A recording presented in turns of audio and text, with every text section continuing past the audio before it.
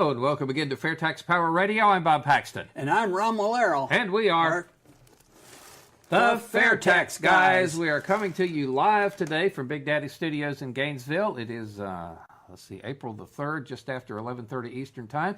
So if you are catching the live version as opposed to watching an archive version or catching one of the audio-only podcasts, you are encouraged to give us a call today. 888-787-8023 is our phone number. Hopefully they'll pop that up on the screen here shortly.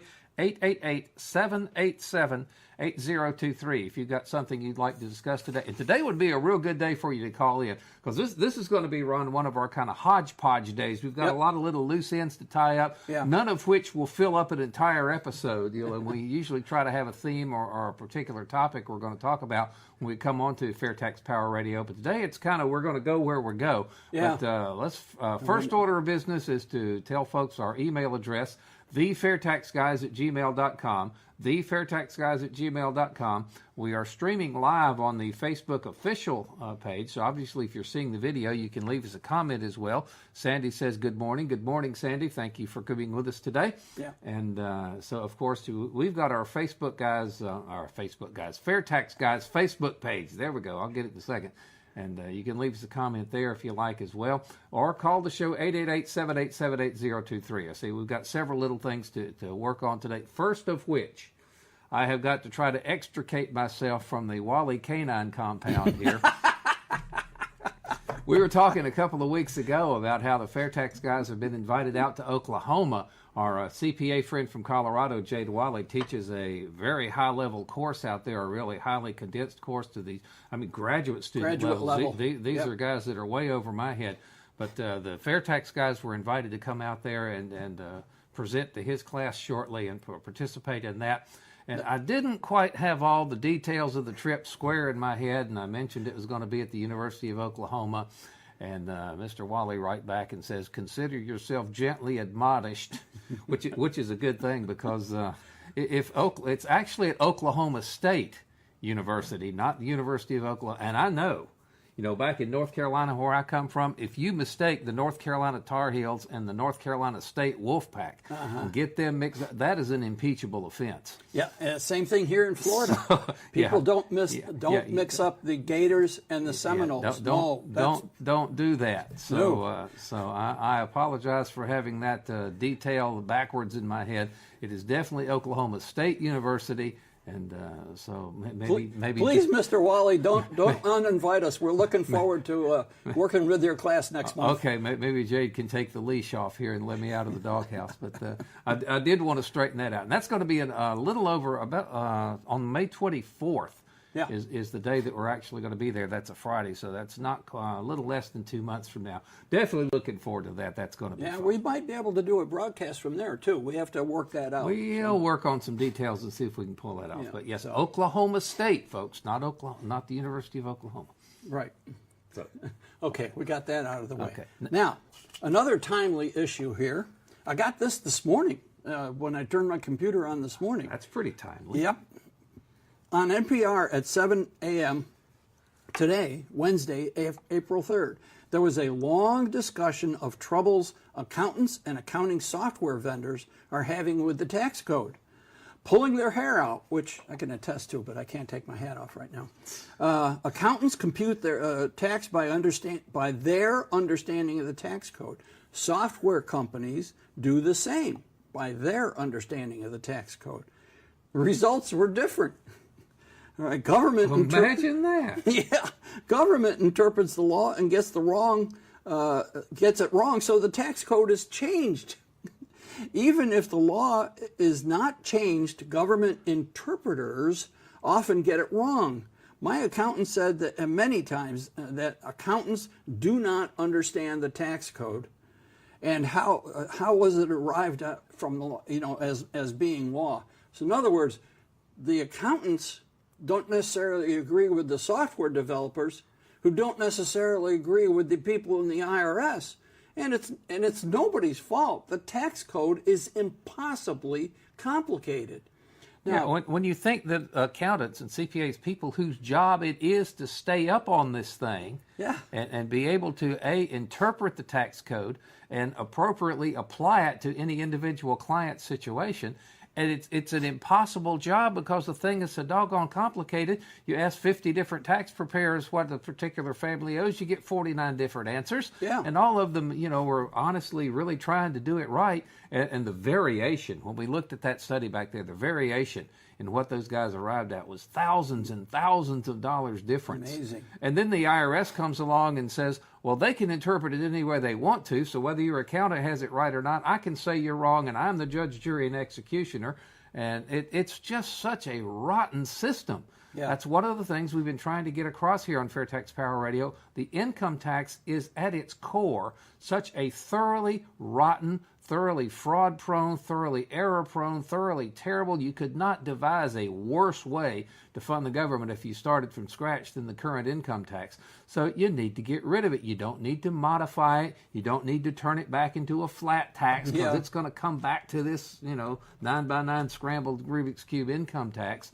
You need to get rid of the entire system, pull it out by the roots, and replace it with something that works, that has 20 years of research behind it, that is so simple the third grader can understand it. That is why we need to get rid of the income tax and replace it with the fair tax. Yeah, and because of all those problems that Bob just talked about, we have a huge evasion problem. People are evading the tax code to the tune of over $700 billion a year. 700 billion, 734, I think it's 743 now. I have to look that up again. That's not being collected by the IRS. It should be, because people are cheating. I mean, there's no other way around it.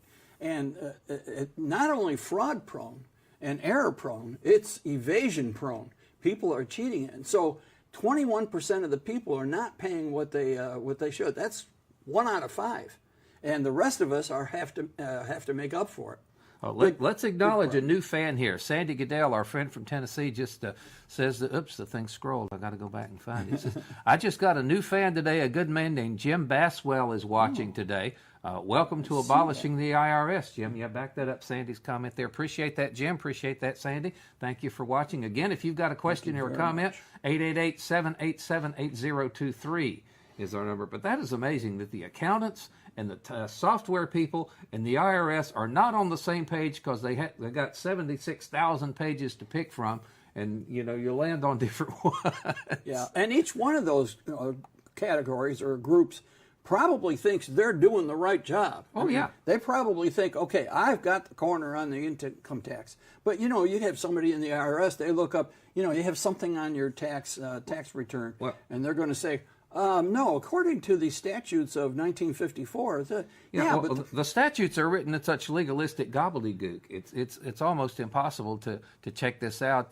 Jim says, not thank you. only that, but then it changes. I mean, 1954. Then in the 1960s, they changed the law so that it either modifies that or eliminates it altogether. But you've got to read the whole thing in order to realize that this thing from 1954 or whatever was updated, 10 or 20 years later.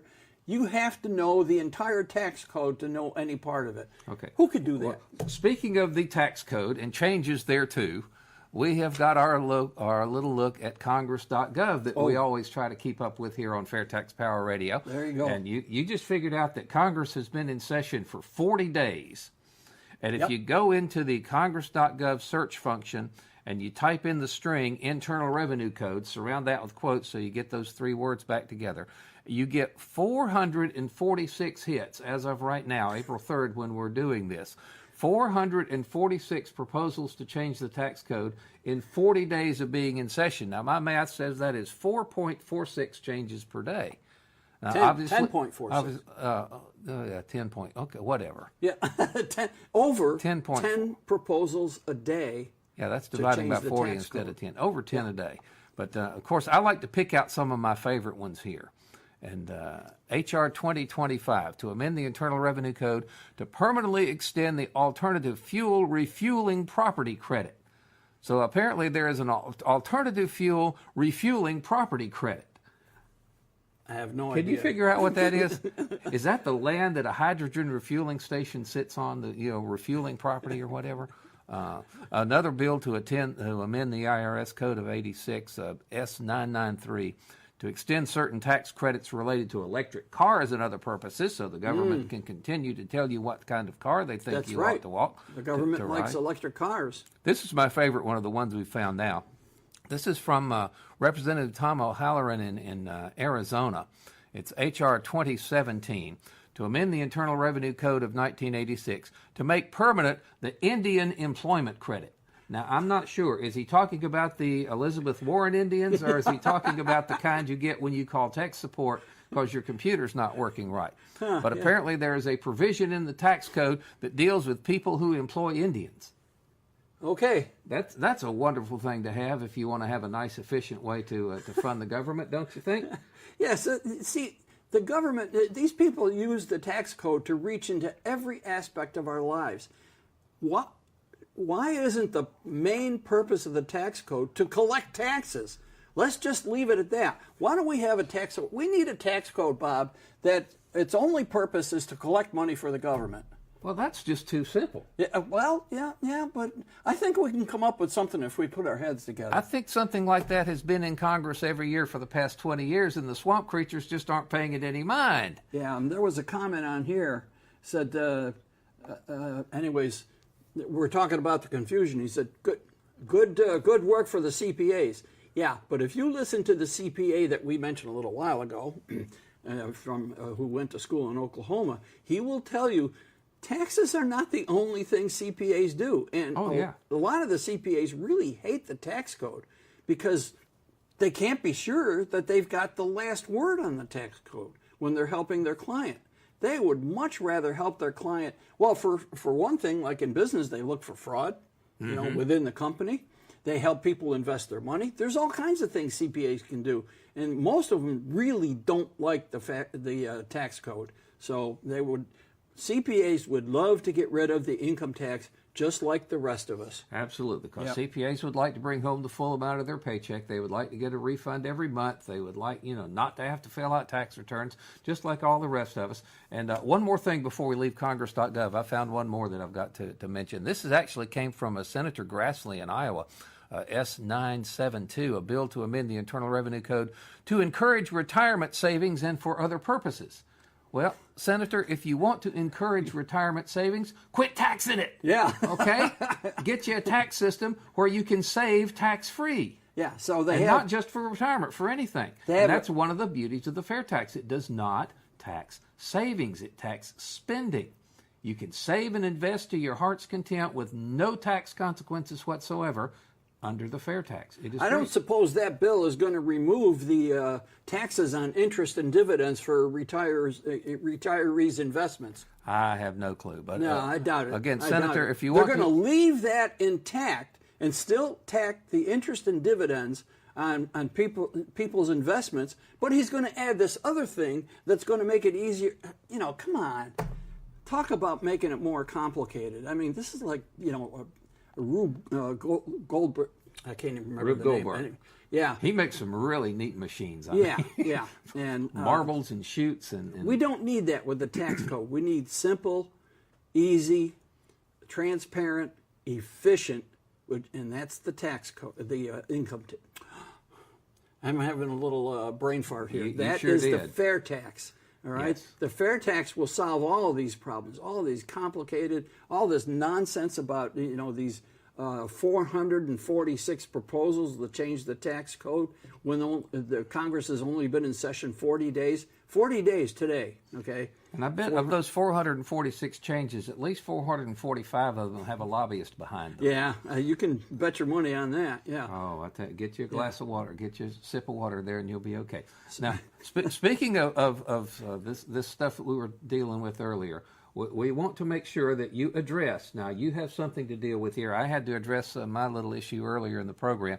You have got to address the issue of your phantom phone alert. Oh, yeah.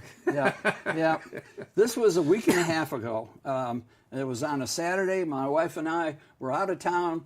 We were helping our sailor granddaughter buy a car. She wanted to buy a car. And, of course, her parents are way up in New York, and we're just a couple hours away. So we went there. Well, while we're at the dealership and doing all that stuff with the salesman and getting this fixed and so forth, I get an alert on my iPhone, okay?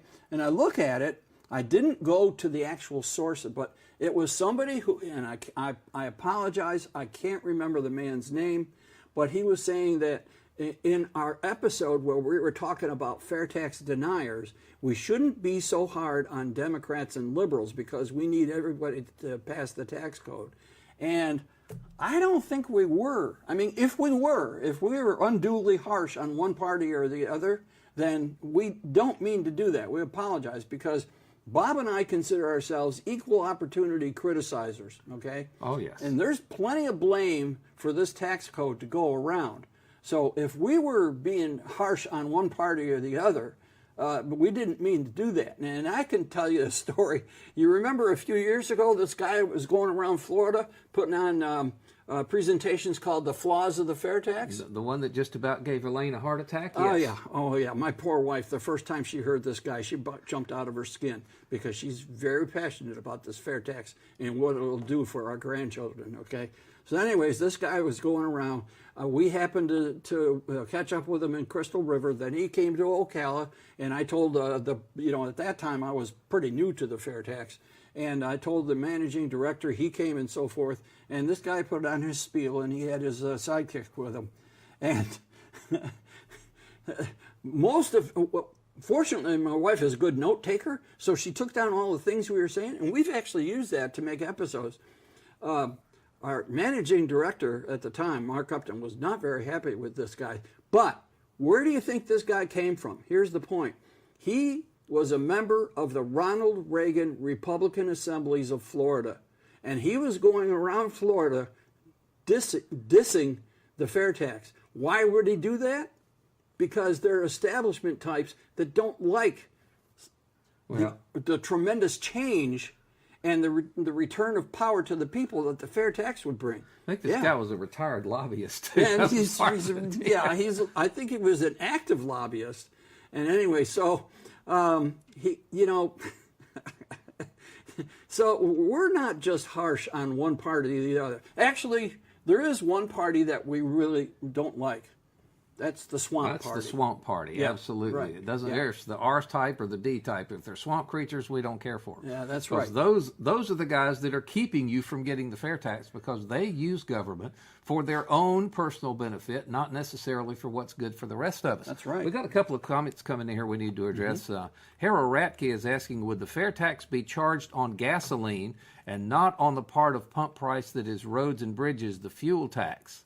So yes, the fair tax would be levied on gasoline because it is a retail sale. Yeah, that's right. Right. But you would not, and when you're computing how much fair tax it is, then the additional fuel taxes that are tacked on would not be part of the calculation, if I understand it properly. No, and keep in mind that that's just not another tax on top of the current price, because the embedded costs that we're experiencing right now because of the tax code, all the tremendous confusion that Bob was talking about here a little bit ago, that costs money. That costs companies a lot of money to keep up with the tax code and to make sure they're not only abiding by the tax code, but taking advantage of every legal loophole, and there's a lot of legal loopholes in there, okay? Yeah. That costs the companies money. That cost gets passed on to the consumers, us.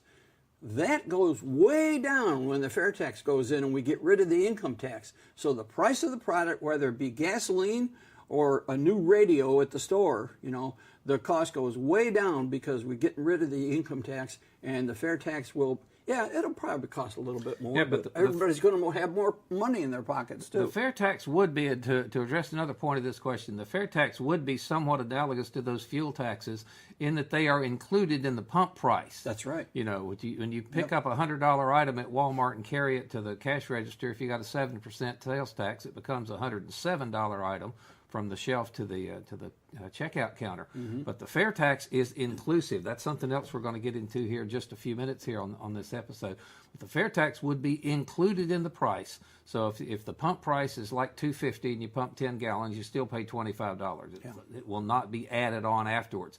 And that's not just for fuel. That's for every item. The fair tax will be included in the price of every retail item that you would purchase. So you hear people recoil in horror at the idea of a 23% sales tax because they think a 23% sales tax is going to turn a $100 item into a $123 item when you take it from the shelf to the cash register. No, the fair tax would be included in that $100 price tag, just like the taxes on fuel are today. But it's not 23%, Bob. It's 30%. Well, that depends on whether you do it inclusively or exclusively. Again, $100, if you spend $100 under the fair tax, 23 of that $100 is fair tax. So if you express the tax as a percentage of the total price, which is kind of what you do with the income tax. You know, if you have a 25% income tax bracket, then 25% of your total salary is what you pay in taxes. But if you pay $23 on every $100 worth of spending, that's a 23% inclusive rate. But some people will look at that like you were saying, what do you mean that's 23%? You've got a $77 item that you've added $23 of tax to make it come out to $100. That's 30%. Well, that's just the difference between inclusive and exclusive. You still pay $23 out of every 100 in fair tax. Yeah. So why, people try, all right? They try to criticize the fair tax by saying, oh, it's not 23, it's 30%, all right? But they don't do that with the current income tax, okay? No. They want to look at the fair tax exclusively, but they don't apply the same standard to the current income tax. And so, because if you took like the 25% tax bracket or whatever, it's not a 25% tax bracket. When you look at it exclusively, all right, Yeah. your take home versus, what you're giving to Uncle Sam, it's actually 31, almost 32. And then when you add FICA and Medicare tax to it, you're up about 48%. So, but they conveniently forget about that. It's hard to do numbers on the radio and stuff like this, but we're trying to think, again, if you're looking at this 25% tax bracket, if you've got a $100,000 salary and you're the tax rate is 25%, then you pay, $25,000 in taxes. But if you look, they consider that a 25% rate because you're comparing the tax against your entire salary.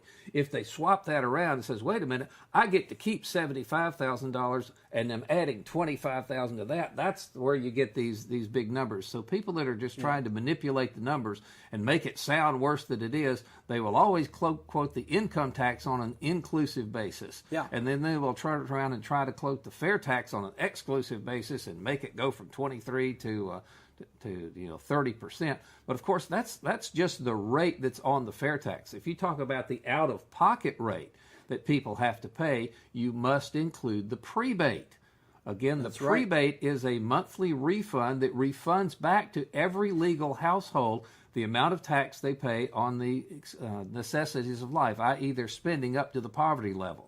So if your spending is right at the poverty level, in other words, you just make enough to get your family by, then your prebate covers every bit of the fair tax that's collected from you at the cash register, and your tax rate is 0.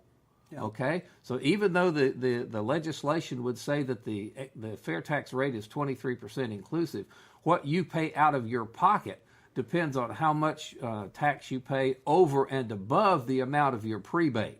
So if you're on the lower end of the scale, your prebate is going to cover most, if not all, if not more, than what you will pay at the cash register. So your tax rate is going to be at or near 0 and could possibly even be negative. So you don't actually pay the 23% out of your pocket until you're spending around $1 million a year. Yeah, that's right. So do you want to put this chart up there? Sure, go ahead. Sandy and Jim are reading comments. You work on that while I read. Okay, some of you, if Mr. Producer, if you could put that chart up on the screen. Some of you may have seen this on Facebook, all right? A fellow by the name of John Gaver. He's written a book. His first, I believe it was his first book, is entitled The Rich Don't Pay Their Fair Share, or Do They? All right, and he's working on another book, and he published this. I have to thank my wife for finding this. And I asked him to send me a copy. All right, this is what we were talking about. All right, these are the brackets that are in effect with the current tax code. And look at the middle one, bracket 4, 24%. Well, it's actually 31.58% tax exclusively, and then when you add the FICA and Medicare tax to it, it comes out, and the employer part. Now, why should we add the employer contribution to FICA and Medicare? Because research shows that actually comes out of the employees. All right. Yeah. Yep. The anytime you put any kind of expense on a business or corporation, then they have less money to pay you with. Yeah. And Randy says something really good. Always think in terms of tax burden, not tax rate. They're not the same. Yeah. You've been conditioned to think of tax rates, which is the smoke, to keep you from seeing the tax burden behind the mirror. Good job, Randy. So that's it. So even though the tax rate for the fair tax is 23% inclusive, you don't pay anywhere near that. Your tax burden under the fair tax is lightened considerably by the prebate, especially if you're down on the lower end of the thing. So your tax burden under the fair tax for low-income folks is pretty close to nothing. And if you do find this on Facebook, keep in mind what Bob said, all right? This does not include, this chart has nothing to do with the prebate. And the prebate is there for everybody so that you're untaxed up to the poverty level. And like you said, the people that are just getting by, they're earning just enough to pay the bills, you know, food, clothing, roof over their head and so forth, they are protected from excessive taxation by the prebate. The prebate is the key to fairness with the fair tax, and this chart does not address the prebate. Okay, so this is just a chart out of a book that he's writing. So let's wait until we see the whole book. But understand, there's no prebate up here at the top of the chart where it says bracket 1, 2, 3, 4, 5, 6, 7. Those are the rates that you pay. Yeah. And so there's no prebate involved in that. There is in the fair tax. So the out-of-pocket, your tax burden under the fair tax is much, much less than the published tax rate, unless you're spending $1 million or more a year.